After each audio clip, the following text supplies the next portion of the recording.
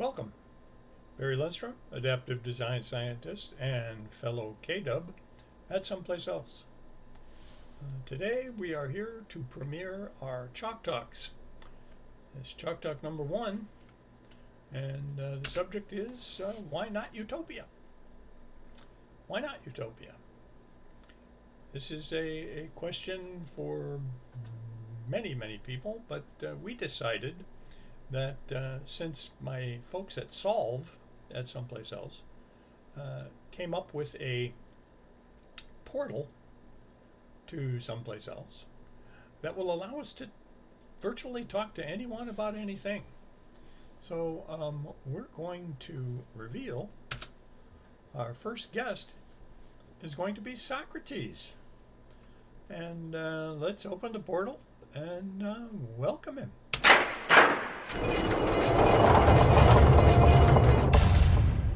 There he is. Hello, Barry. Thanks for opening the portal. In Greek, the word utopia loosely translates to no place. Tell me, what do you mean by utopia? We mean, utopia, at least the dictionary tells us, that it's a non-existent, impractical society where everything is as good as it possibly can be for everyone. Something that no one seems to believe in at all. That's probably why it's non-existent. So I'm going to step back, fade out here. I'll continue to moderate, but I want the focus to be on you answering the questions that we all have. I see. So what is not utopia? Well, not utopia would be dystopia, a society marked by fear, oppression, and poverty with little to no hope for improvement.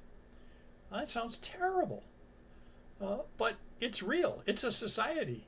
Utopia is non-existent, impractical. How can dystopia be practical? And this doesn't make any sense. How can one be real and the other not? Therefore, what you are really asking is, why do humans believe dystopia is real, but its opposite does not exist? Exactly. If humans are deprived the knowledge of virtue, they will choose to accept not utopia as the only way. Those who pursue knowledge and understand the value of virtue will know there are better ways. Is this not the essence of your dilemma? Okay. All right. So what you're telling me is if you don't understand the value of virtue, you will know nothing about better ways. And we define virtue using the Socratic method, anticipating you're asking us to define what we mean by virtue. Honesty, courage, compassion, and integrity. These are qualities that we need to review, understand, have knowledge of, and understand so that we can build utopia. Good. Okay, all right, I got it. And that's good information for those of us who are struggling with the way things are going right now in many parts of the world, including here.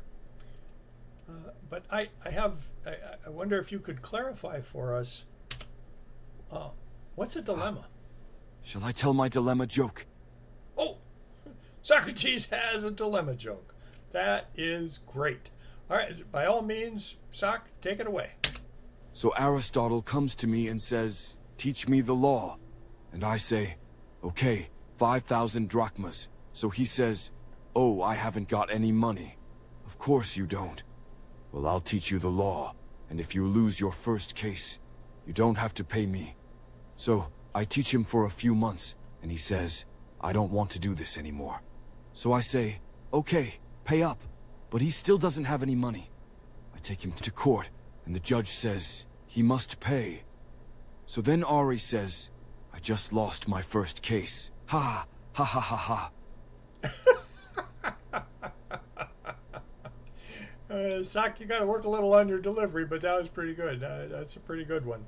You're telling us the dilemma is both of the answers to your situation were wrong and both were right.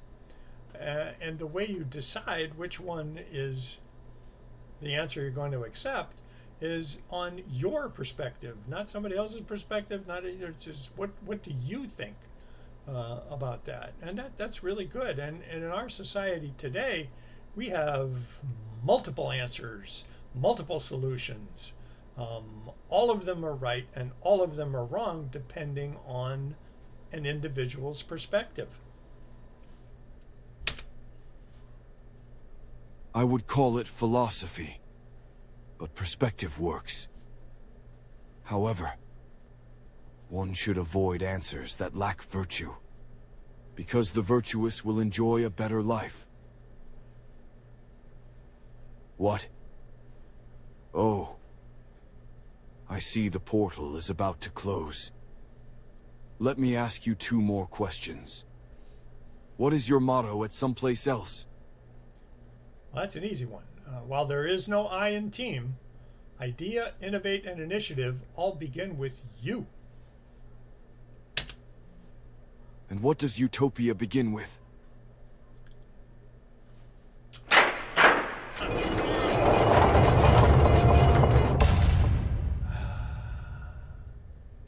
We lost him. But it's okay. Maybe we can get him back for a future episode. But he's given us a lot to think about, a lot of hope, a lot of things. I know you folks are all busy and you have many other things to do. So we're going to leave you with Socrates' question, which seems appropriate because that's the way Socrates operated. He asks you, what does utopia begin with? And we'll let you answer that, and we're going to let Mr. Springsteen give us little high hopes that we can find the answer.